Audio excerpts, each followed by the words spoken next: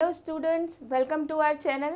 हम कर रहे हैं चैप्टर नंबर 2, जहाँ पे हम पढ़ रहे हैं प्लानिंग एंड डिसीजन मेकिंग के बारे में। अब यहाँ पे ऑलरेडी हमने एक क्वेश्चन कर लिया है। आज है हमारा लेक्चर नंबर 2, जहाँ पे हम सेकेंड क्वेश्चन करने वाले हैं। एंड सेकेंड क्वेश्चन है हमारा, रीड करते हैं, चलिए। Discuss the importance of planning in business organization. अब यहाँ पे हमें प्लानिंग का इम्पोर्टेंस बताना है।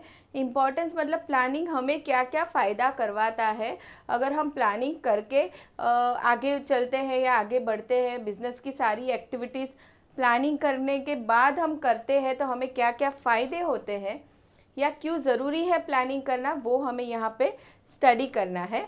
अब जब हम इस क्वेश्चन का आंसर लिखेंगे तब हमें सबसे पहले प्लानिंग के बारे में एक्सप्लेन कर देना है कि प्लानिंग क्या होता है, उसके बारे में डेफिनेशंस बता देना है। एंड उसके बाद हम स्टार्ट करेंगे इम्पॉर्टेंस ऑफ प्लानिंग। चलिए, अभी एक चीज़ हमने पढ़ी थी कि प्लानिंग होता क्या है। एक मैनेजरियल फंक्शन है।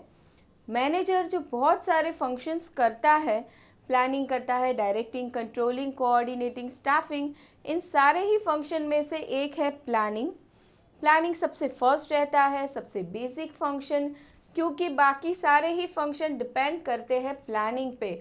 अगर हमने प्लानिंग अच्छे से किया हुआ है कि कौन सी एक्टिविटी हमें कब करनी है, कौन से रिसोर्सेज लाके करनी है, कौन उस एक्टिविटी को करेगा, ये सारी ही चीज़ें अगर हमने पहले से ही डिसाइड की हुई है तो हम सारी ही चीज़ें, बिजनेस की, ऑर्गेनाइजेशन की सारी चीज़ें परफेक्टली कर सकते हैं।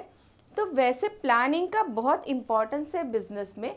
अब पढ़ते हैं एक एक पॉइंट वाइज कि क्या क्या इम्पोर्टेंस बताया गया है हमें। चलिए, सबसे फर्स्ट हम देखते हैं। अब यहाँ पे discuss the importance of planning in business organization. The need and importance of planning can be explained with the help of its advantages. Advantages के थ्रू हम पढ़ेंगे क्या क्या इम्पोर्टेंस है। सबसे फर्स्ट आता है मिनिमाइजेस रिस्क। देखिए, रिस्क एक ऐसी चीज़ है जो फ्यूचर में हो भी सकती है या नहीं भी हो सकती। ठीक है, बिजनेस के साथ रिस्क जुड़ा हुआ होता है, ये चीज़ भी हमने पढ़ी है। विदाउट रिस्क कभी बिजनेस नहीं चल सकता। अब रिस्क मतलब क्या? ऐसी चीज़ें, कुछ फ्यूचर इवेंट्स जो अगर हो जाए तो हमारा नुकसान करवा सकते हैं। जैसे कि मान लो कॉम्पिटिटर ने कोई नया प्रोडक्ट ला दिया जिसकी वजह से हमारे प्रोडक्ट की डिमांड घट गई है, या कॉम्पिटिटर ने प्राइस कम कर दी, या फिर कोई नई ऑफ़र ला दी, या फिर गवर्नमेंट पॉलिसी में चेंजेस आ गए, या फिर कोई और नेचुरल कैलामिटी हो गई। काफ़ी सारे रिस्क बिजनेस के साथ जुड़े हुए होते हैं। या फिर फ्यूचर में फिनेंस रिलेटेड कुछ प्रॉब्लम हो गई, एडवर्टाइजिंग रिलेटेड हो गई, marketing related, production technology change हो गई। काफ़ी सारे रिस्क रहते हैं बिजनेस के लिए जो फ्यूचर में हो भी सकते हैं या नहीं भी हो सकते। लेकिन अगर ऐसे रिस्क या इवेंट एक्चुअल में हो जाए तब क्या होता है, बिजनेस को काफ़ी सारा नुकसान सहन करना पड़ता है। तो अब ये जो रिस्क फ्यूचर में हो सकते हैं, उसके लिए हम अभी से एट द प्लानिंग स्टेज कुछ चीज़ें हम डिसाइड कर सकते हैं कि मान लो जिस चीज़ से हमें लग रहा है कि रिस्क हो सकता है वो चीज़ें एक्चुअल में हो गई।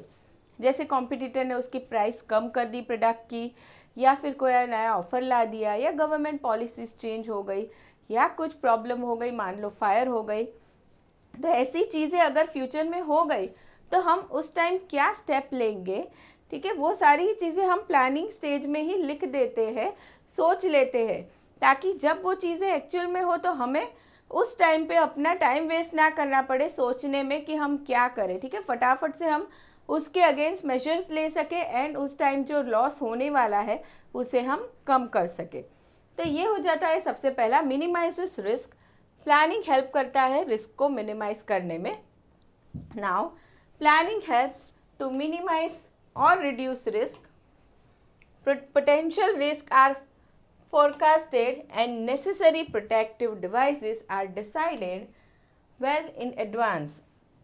देखिए, पोटेंशियल रिस्क, पोटेंशियल मतलब जो हो भी सकता है या नहीं भी हो सकता। हम सोच रहे हैं कि फायर होने के चांसेस हैं हमारे बिल्डिंग में, फायर हो भी सकती है, नहीं भी हो सकती। तो ऐसे पोटेंशियल रिस्क आर फोरकास्टेड, उसे हम पहले से ही सोच लेते हैं, फोरकास्ट कर लेते हैं। And necessary protective devices are decided well in advance. अब उस टाइम पे जो चीज़ें प्रोटेक्टिव डिवाइसेस, जो चीज़ें हमें करनी होगी लॉस से बचने के लिए, प्रोटेक्शन के लिए, वो सारी चीज़ें हम डिसाइड कर लेते हैं in advance. If the risk occurs, then the protective devices are put into practice. अगर रिस्क हो जाता है एक्चुअल में, तो हमने जो जो चीज़ें सोची हुई थी एज अ प्रोटेक्टिव डिवाइसेस, वो सारे ही स्टेप हम उस टाइम पे ले लेंगे। The protective devices are the contingency plan that help to reduce the risk. Protective devices क्या होते हैं? कंटिजेंसी प्लान्स, ऐसे प्लान जो हम ऐसी सिचुएशन में यूज़ करेंगे, जो सिचुएशन हो भी सकती है या नहीं भी हो सकती, ऐसी सिचुएशन को हम कंटिजेंसी बोलेंगे। तो उस टाइम के लिए हम कुछ प्लान बना के रखेंगे, उसे हम कहते हैं प्रोटेक्टिव डिवाइस। चलिए, तो हमने फर्स्ट पॉइंट देखा कि प्लानिंग हमें हेल्प करता है रिस्क को मिनिमाइज करने में। Now next one is, second is facilitates organising.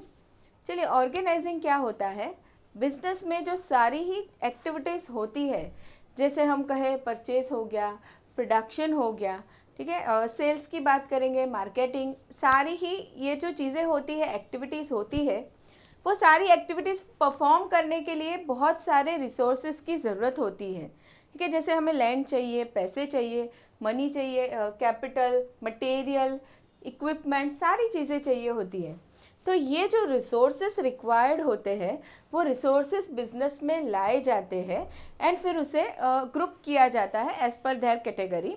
तो इस एक्टिविटी को हम कहते हैं ऑर्गेनाइजिंग एक्टिविटी। तो अब ये ऑर्गेनाइजिंग फंक्शन हमें करना है, एक्टिविटी हमें करनी है, तो वो डिपेंड करती है प्लानिंग पे। जब हमने अगर प्लानिंग में लिखा हुआ है प्रॉपरली कि चलो हमें कौन सी चीज़ों के लिए क्या क्या रिसोर्सेस रिक्वायर्ड है, तो हम क्या कर सकते हैं, सीधा प्लानिंग जाके रेफ़र कर सकते हैं एंड हमारा ऑर्गेनाइजिंग फंक्शन परफेक्टली कर सकते हैं। कि मान लो हम परचेज़ की बात करें, रॉ मटेरियल हमें परचेज़ करना है, तो हमने प्लानिंग स्टेज में लिखा हुआ है कि चलो कितना क्वांटिटी हमें लेना है या कितने पैसे लगेंगे, उसमें कौन से सप्लायर से हम लेंगे, सारी चीज़ें हमने वहाँ पे मेंशन की हुई है। तो सीधा हम प्लानिंग रेफ़र करके ऑर्गेनाइजिंग एक्टिविटी कर सकते हैं, ठीक है। इसलिए उन लोगों ने बोला है planning facilitates organizing. Planning is primary function of management. Planning सबसे बेसिक फर्स्ट फंक्शन रहेगा मैनेजमेंट का। It is the foundation on which all other functions get a base. सारे ही फंक्शन, सिर्फ ऑर्गेनाइजिंग नहीं, बाकी सारे फंक्शंस, कोऑर्डिनेटिंग हम कहें, कंट्रोलिंग हम कहें, सारे ही फंक्शंस डिपेंड करते हैं प्लानिंग पे। Depending upon the targets, management makes proper arrangement of resources. देखिए, हमने जो टारगेट सोचे हैं उसके बेस पे मैनेजमेंट क्या करता है, रिसोर्सेज अरेंज करता है। जैसे अभी हमने परचेस की बात की, तो परचेस में जो टारगेट्स डिसाइड किए गए हैं, उस टारगेट के बेस पे रिसोर्सेज को अरेंज किया जाता है।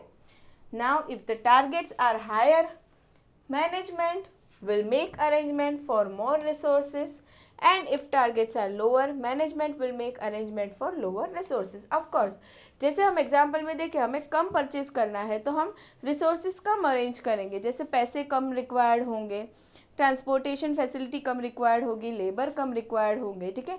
और ज़्यादा परचेज करना है तो वो सारी ही चीज़ें, ये सारे ही रिसोर्सेज हमें ज़्यादा रिक्वायर्ड होंगे। तो एज पर टारगेट मैनेजमेंट क्या करेगा, अरेंजमेंट करेगा रिसोर्सेज का। Now thus planning enables management to organize the resources required to achieve the target. Planning किस चीज़ में हेल्प करता है, टारगेट के लिए रिसोर्सेज अरेंज करने में। अब थर्ड पॉइंट हम देखते हैं, फैसिलिटेट्स कोऑर्डिनेशन। कोऑर्डिनेशन लाने में हेल्प करता है प्लानिंग।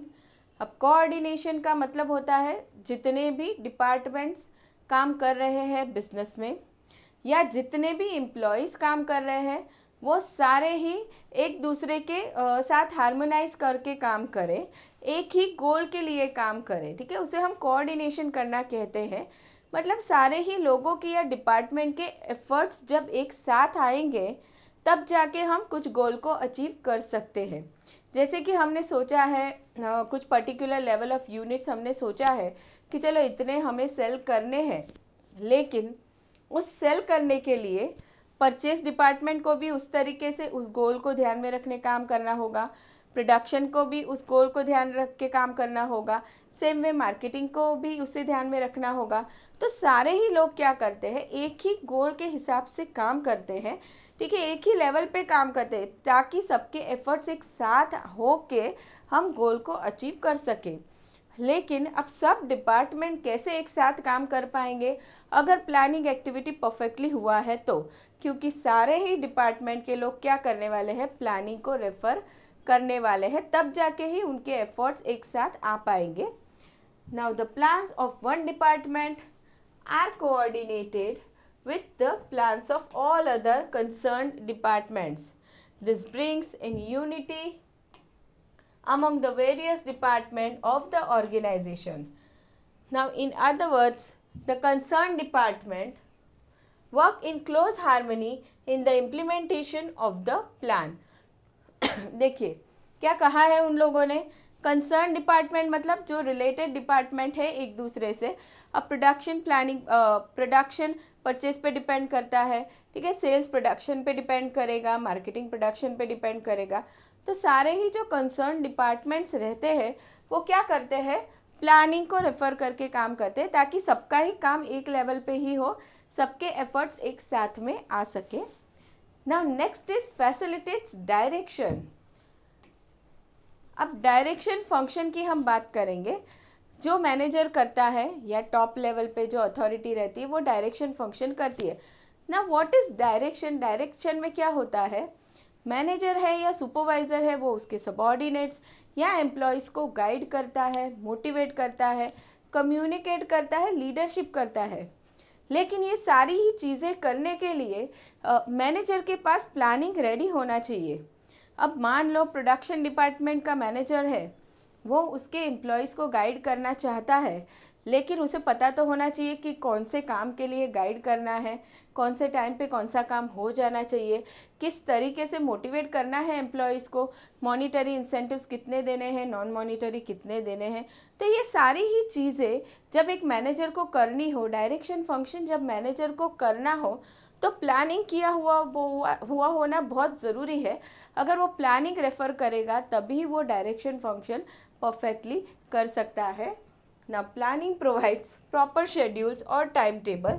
देखिए प्लानिंग में हम क्या करते हैं, प्रॉपर शेड्यूल्स और टाइम टेबल और to when the activities need to be conducted, ये सारी ही चीज़ें हम प्लानिंग में मेंशन कर देते हैं। जैसे हमें परचेस कौन से टाइम पे कर लेना है, प्रोडक्शन कब करना है, कितना कब करना है, सेल्स हम कौन से मंथ में करेंगे, एडवर्टाइजिंग कब करेंगे, सारी चीज़ें वहाँ पे हम मेंशन कर देते हैं, ताकि रिस्पेक्टिव डिपार्टमेंट के मैनेजर को पता चल सके कि उन्हें डायरेक्शन फंक्शन कैसे करना है। This facilitates manager to direct his subordinates as and when required.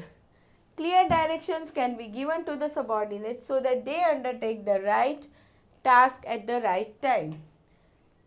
अगर सुपरवाइज़र है, सुपीरियर है, मैनेजर है, उसे ही नहीं पता है कि किस काम के लिए गाइड करना है एम्प्लॉय को, तो वो क्लियरली बता ही नहीं पाएगा। तो उसे खुद को पता होना चाहिए, उसे खुद को पता होने के लिए प्लानिंग किया हुआ होना बहुत ज़रूरी है। Now next is facilities control. Controlling function में भी हेल्प करता है planning. What is controlling? Controlling का मतलब होता है हमने जो चीज़ें प्लान की थी उसके अकॉर्डिंगली हम काम कर रहे हैं या नहीं, या फिर हम टारगेट्स अचीव कर रहे हैं या नहीं, उसे हम कंट्रोलिंग फंक्शन कहते हैं। तो कंट्रोलिंग फंक्शन या कंट्रोलिंग एक्टिविटी करनी हो तो प्लानिंग हमारे सामने होना चाहिए।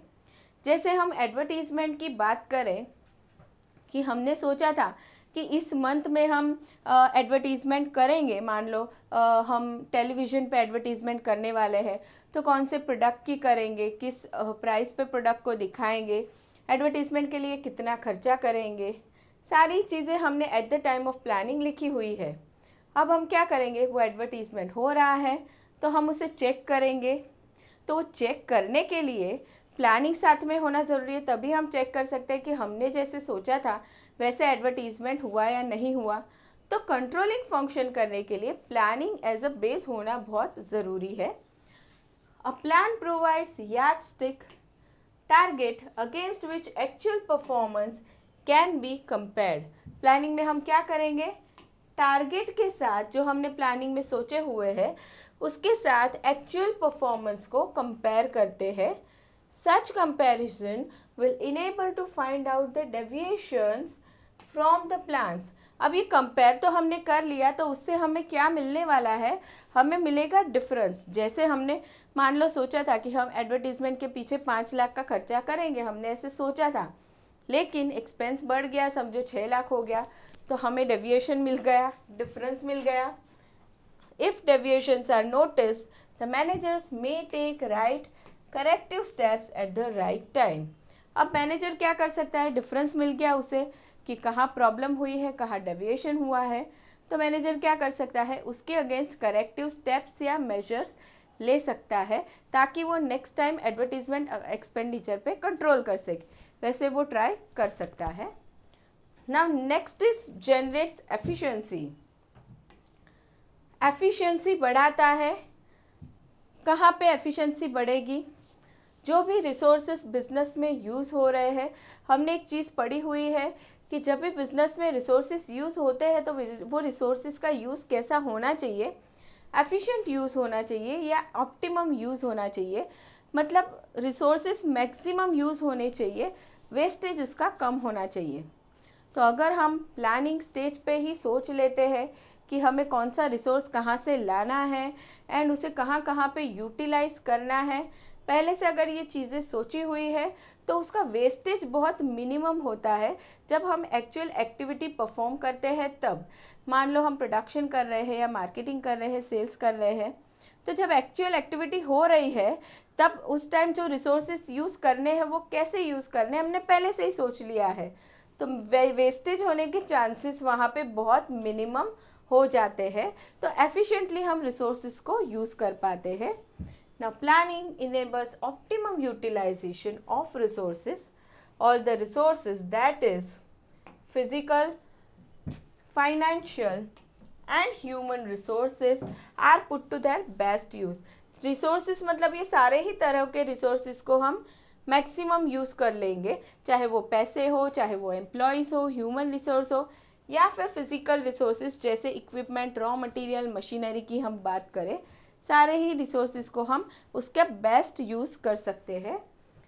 Now the optimum utilization of resources enable a company to achieve highest possible returns at lowest possible cost.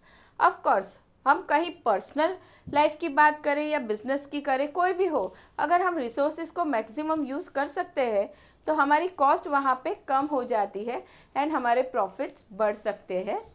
चलिए नेक्स्ट देखते हैं, एनकरेजेस इनोवेशन। प्लानिंग हेल्प करता है इनोवेशन लाने में। ना व्हाट इज़ इनोवेशन? इनोवेशन मतलब कुछ नया लाना। अब ये इनोवेशन आ सकता है प्रोडक्ट में भी, प्रोडक्ट या सर्विस में जो हम सेल कर रहे हैं, या तो फिर हम जो काम कर रहे हैं, बिजनेस जो काम कर रहा है उसकी प्रोसेसेस में भी इनोवेशन आ सकता है। तो ये सारी चीज़ों में इनोवेशन लाना हो, कुछ नया सोचना हो, तो हम प्लानिंग के टाइम पे सोच सकते हैं। अब मान लो हमने रॉ मटेरियल ला दिया, लेबर ला दिए, कैपिटल ला दिया, सारी चीज़ें हमने ला दी, ठीक है, सीधा हम काम करने लग गए। तो जब हम काम कर रहे हैं, प्रोडक्शन कर रहे हैं, तब हम कुछ क्रिएटिव नहीं सोच सकते। क्रिएटिव अगर हमें सोचना है तो हम सोचेंगे प्लानिंग स्टेज पे, तभी कुछ हम इनोवेशन कर सकते हैं। Now the planning process encourages creative thinking on the part of the managers. They strive to come out with innovative ways to achieve the results as per the plans, even during the tough times.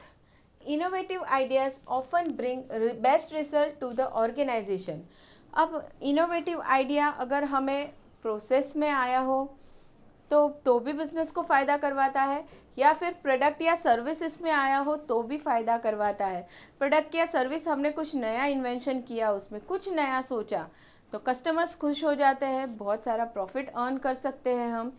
या फिर process में हमने कुछ नया innovative सोचा तो भी हम हमारी कॉस्ट घटा सकते हैं एंड अच्छे से अच्छा प्रॉफिट कर सकते हैं, ग्रो कर सकते हैं। तो कोई भी तरह का इनोवेशन बिजनेस के लिए बहुत हेल्प करता है, लेकिन ये इनोवेशन हम कर सकते हैं प्लानिंग के टाइम पे, उसके बाद करना बहुत डिफ़िकल्ट हो जाता है। नाउ नेक्स्ट हम पॉइंट देखते हैं, फोकस ऑन गोल्स। देखिए, प्लानिंग अगर हम कर रहे हैं तो प्लानिंग के टाइम पे हम क्या करते हैं, गोल्स डिसाइड करते हैं सारे ही डिपार्टमेंट्स के लिए, या हम कह सकते हैं सारे मैनेजर्स के लिए या एम्प्लॉयज़ के लिए कुछ ना कुछ गोल हम वहाँ पे सोच के रखते हैं। जैसे कि प्रोडक्शन करना है तो कितना यूनिट्स बनाना है, किस क्वालिटी का बनाना है, सेल्स करना है तो कितने यूनिट सेल करने हैं, एडवर्टीज़मेंट हो, मार्केटिंग की बात करें तो भाई कौन से एरिया में मार्केटिंग करना है, कितना शेयर मतलब हो सके उतना मार्केटिंग शेयर हमारा बढ़ाना है। ठीक है, सारे ही गोल्स डिसाइड हो जाते हैं at the time of planning. अगर पहले से डिसाइडेड है गोल्स तो इंसान उसी पे फोकस करके काम कर सकता है। जैसे प्रोडक्शन वाले को पता है कि मुझे इस मंथ कितना प्रोडक्शन करना है, उसे उसका गोल पता चल गया है तो वो उसी को ध्यान में रख के ही काम करते जाएगा एंड उसके सबॉर्डिनेट को भी वो गाइड करता रहेगा, मोटिवेट करता रहेगा कि भाई हमें इस गोल को अचीव करना है। इसलिए planning focuses on goals. Planning is goal oriented in the sense that plans are developed and executed to achieve certain goals. Every activity is directed towards the attainment of goal. Activities are conducted in a systematic and smooth manner. Goal decided है तो सारी ही activities हम कैसे कर सकते हैं, systematic and smooth manner में। Smooth manner मतलब कोई भी प्रॉब्लम डेफिशिएंसी नहीं रह जाती जो हम गोल फॉलो करने वाले हैं उसके अंदर, या फिर कॉन्फ्लिक्ट के चांसेस भी कम हो जाते हैं बिटवीन डिपार्टमेंट्स एंड या फिर बिटवीन एम्प्लॉयज़, एंड हम सिस्टमेटिकली काम कर सकते हैं। There is hardly any scope for haphazard activities. देख रही है, हैपहैज़ार्ड एक्टिविटीज़ मतलब जो चीज़ें हम कह सकते हैं सीक्वेंस में नहीं हो रही है उसे हम हैपहैज़ार्ड एक्टिविटीज़ कहते हैं। तो अगर गोल डिसाइडेड है तो हम सारी चीज़ें प्रॉपरली सीक्वेंस में कर सकते हैं, सिस्टमेटिकली कर सकते हैं, जैसे तैसे कोई भी चीज़ें हम नहीं कर देंगे। तो प्लानिंग हमें हेल्प करता है हमारे गोल्स पे फोकस करने के लिए। Now next is facilitates decision making. Decision making में हेल्प करता है प्लानिंग। ऑफ कोर्स बहुत सारे डिसीजंस लिए जाते हैं बिजनेस के अंदर।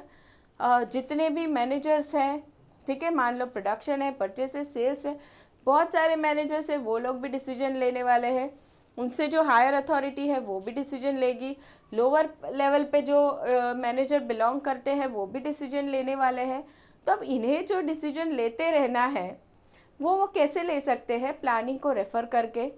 मान लो हम ऐसा कहें कि ह्यूमन रिसोर्स डिपार्टमेंट है, एचआर डिपार्टमेंट, उसे डिसीजन लेना है, उसे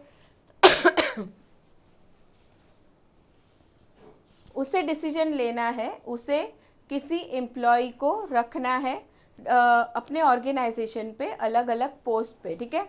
तो वो क्या करेगा, प्लानिंग को रेफ़र कर सकता है कि उसे कौन सी पोस्ट पे किस क्वालिफ़िकेशन का इंसान चाहिए या फिर किस रेम्यूनरेशन पे उसे रखना है। तो ये सारी चीज़ें वो प्लानिंग में जाके रेफ़र कर सकता है।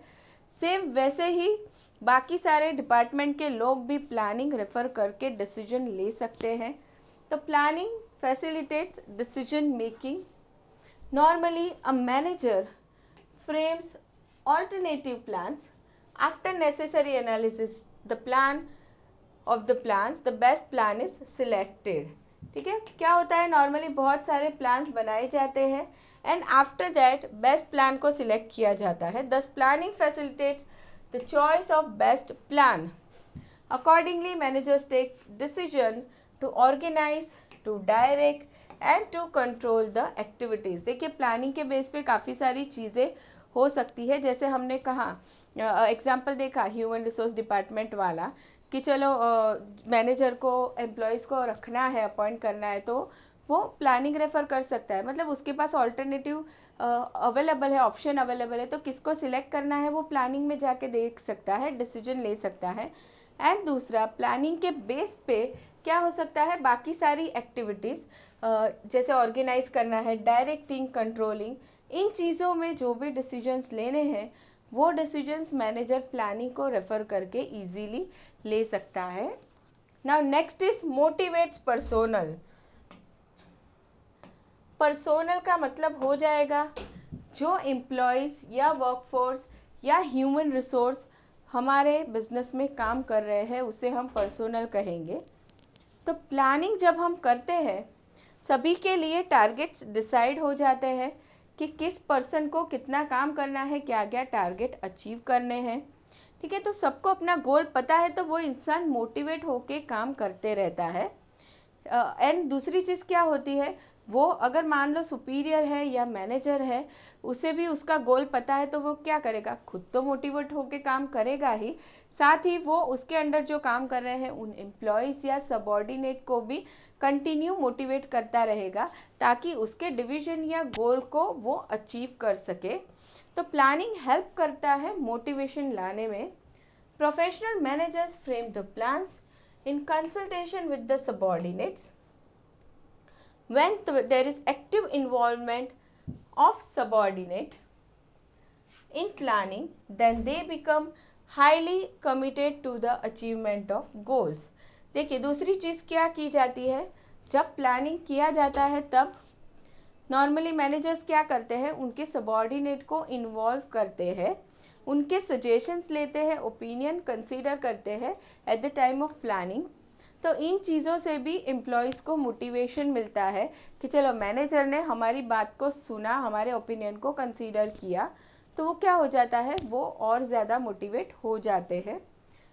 Now also plan provide a challenge for the superior and subordinates to achieve the target. Yes, अगर सबको अपने टारगेट पता है तो उनके लिए भी ये भी एक चीज़ मोटिवेशन बन जाती है। This planning develops a motivated and dedicated workforce in the organization. Planning में हमने सोच लिया है, सारी चीज़ें डिसाइड की हुई है, तो ये चीज़ मोटिवेट करती रहती है सारे ही लोगों को इन द ऑर्गेनाइजेशन। तो यहाँ पे हमने देखा इम्पॉर्टेंस ऑफ प्लानिंग कि प्लानिंग करना क्यों ज़रूरी होता है। अब नेक्स्ट लेक्चर में हम करने वाले हैं क्वेश्चन नंबर 3। कुछ क्वेश्चन हो स्टूडेंट्स आप बता सकते हैं कमेंट सेक्शन में।